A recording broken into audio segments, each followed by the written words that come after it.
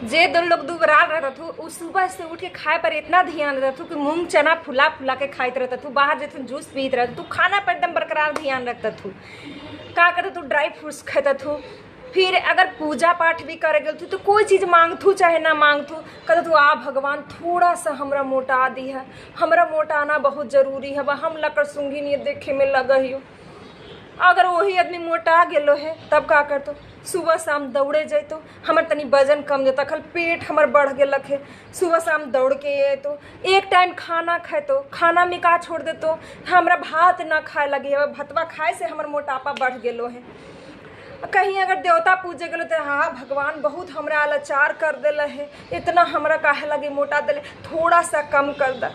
तो काहे ला इतना परिश्रम कला मोटाए लगी, मोटापा एकदम बेकार हवा। सबसे अच्छा पतरा है, हंसी खुशी से रह, सब बीमारी दूर हवा।